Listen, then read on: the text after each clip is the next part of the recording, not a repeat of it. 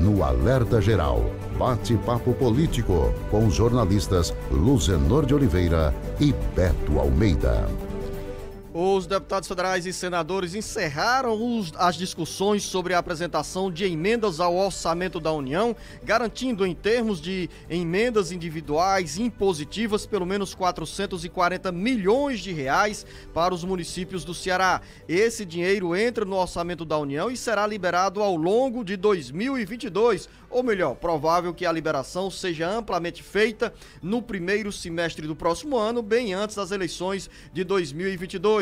Agora, quanto às emendas de bancada, que os 22 deputados federais e 3 senadores poderiam apresentar, dividindo o valor de 212 milhões e 600 mil reais com o governo do estado, teve confusão, conflito e sem consenso. Os deputados federais decidiram que não irão mandar dinheiro para obras administradas pelo governo do estado, a exemplo do que aconteceu em anos anteriores. E o governador Camilo Santana, que esperava metade dos 212 milhões de reais para a área da saúde, principalmente com recursos destinados à construção do hospital da UES no bairro Itaperi, em Fortaleza, acabou o jornalista Beto Almeida enfrentando uma frustração aí, um contratempo e uma surpresa. Camilo havia calculado, embora sem reuniões com a bancada federal, que pelo menos metade desse dinheiro, ou seja, dos 212 milhões que a bancada poderia e apresentou ao orçamento da União,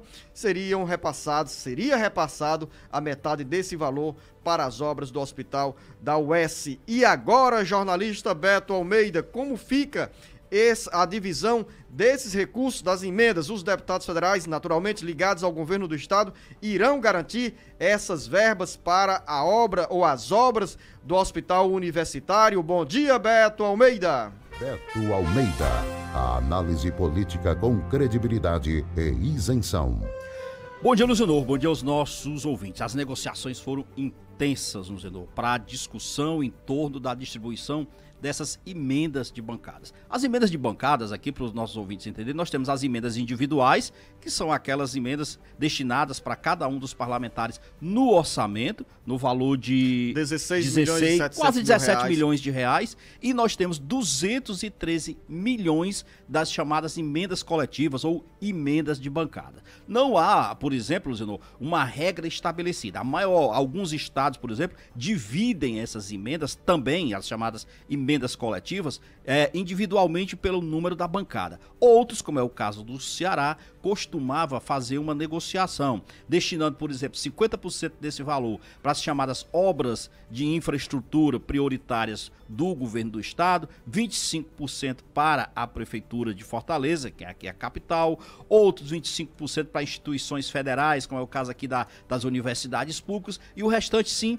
era distribuído para os deputados federais. Só que faltou acordo. O senador Cid Gomes tentou, a exemplo de anos anteriores, fazer essa coordenação. Não encontrou o respaldo da oposição. Como é que seria isso, Zenô? Pelo menos, para haver esse acordo, tinha que haver uma assinatura coletiva dos deputados concedendo o destino dessas bancadas dentro da comissão mista. Tanto isso atrasou que o Ceará foi o último estado a enviar suas emendas para análise na comissão mista de orçamento. E aí você pergunta, como é que ficou isso?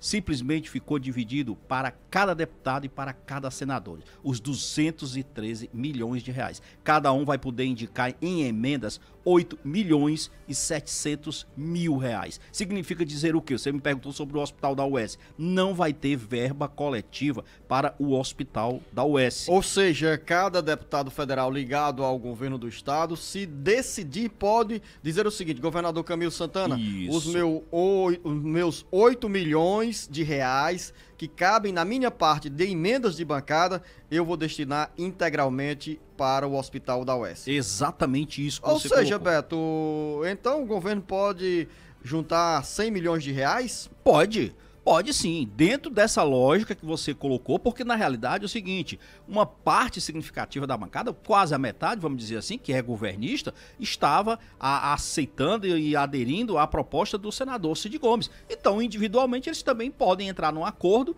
e colocar essas emendas destinando para exatamente essas obras prioritárias, como o Hospital da UES. A oposição é que, de fato, Luzenor, desta vez bateu o pé. O próprio Danilo Forte foi um dos que se colocou contra, o capitão Wagner se colocou contra, e mais ainda, eu estou falando aqui da oposição, mas vamos ser muito sinceros, nem todo mundo da oposição apenas. O PT também apresentou suas resistências. A ex-prefeita, a atual deputada federal Luiziane Lins, apresentou sim resistências a destinar todas as emendas de forma coletiva para o Estado, e também o deputado federal José Ayrton Cirilo, que chegou a discordar mesmo em discussões mais ásperas com o senador Cid Gomes em relação à destinação dessas emendas. E aí, o que ficou acertado, porque o prazo já estava, Luzenor, vencido, como se diz, aliás, já tinha sido dado, Luzenor, um prazo até mais elástico para o Ceará do que até outros 18 estados. horas dessa quinta-feira. Exatamente. E não tinha mais espaço para nada.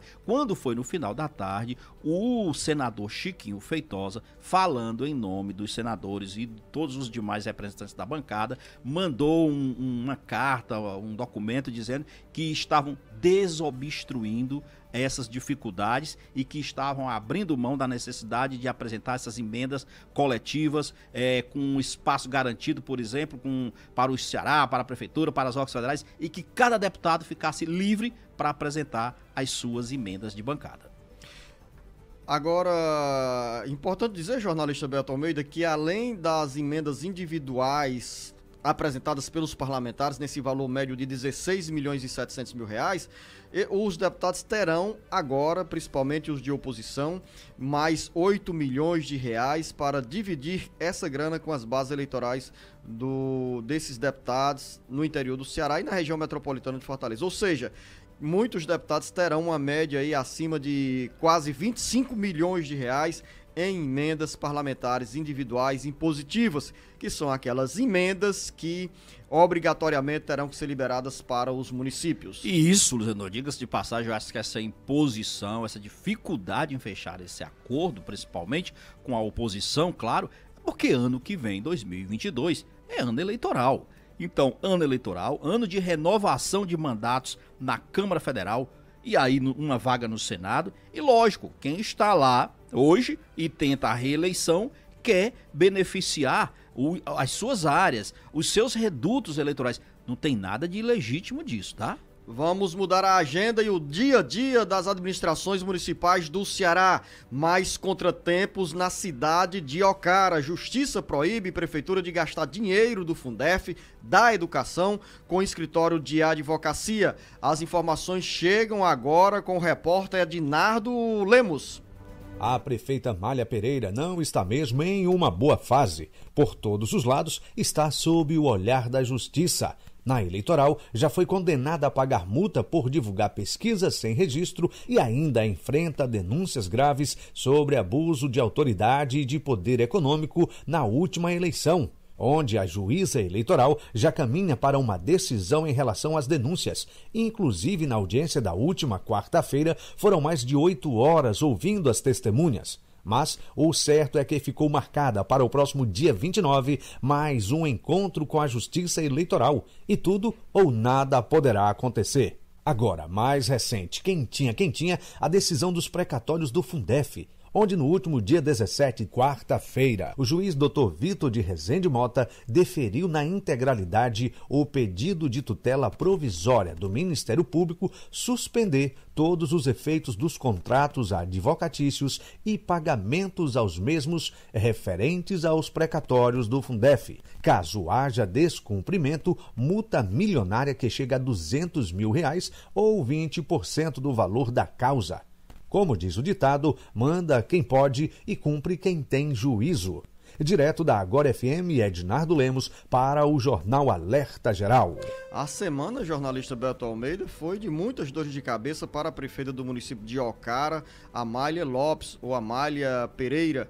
como também é conhecida. Ao longo desta semana, o nosso repórter Ednardo Lemos nos trouxe relatos sobre a multa imposta pela Justiça Eleitoral em função do uso de pesquisa sem registro na campanha eleitoral de 2022 pela então candidata reeleita Amália Lopes. E também nesta semana a Justiça Eleitoral aprofundou investigações sobre denúncias de abuso do poder econômico e poder político também na campanha de Amália em 2022. E agora, Luzenor, vem mais essa, como falou aí o Ednardo, quentinha, desse entendimento de que a Prefeitura de Ocara não pode pagar os honorários dos advogados com o dinheiro do Fundef, do antigo Fundef, que é, na realidade, o cumprimento a uma decisão do Tribunal de Contas da União, que entendeu o seguinte, que esses recursos, que são precatórios, tá? Do antigo Fundef, atual Fundeb, eles só devem ser aplicados na área da educação, inclusive com pagamento de salários dos servidores, mas que as prefeituras não podem lançar mão desse dinheiro para pagar os advogados. Ora, contrata advogados, os advogados entram numa ação na justiça que já tem resultado líquido e certo, é moleza.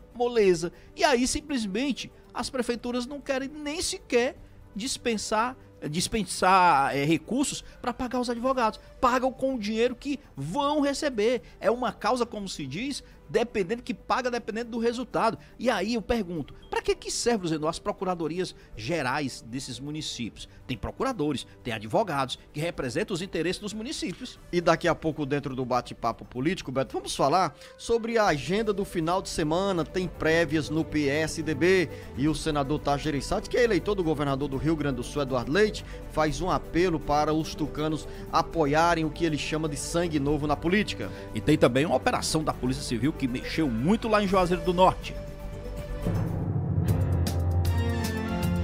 O Ceará, Brasil e mundo ligados no jornal Alerta Geral. Alerta Geral.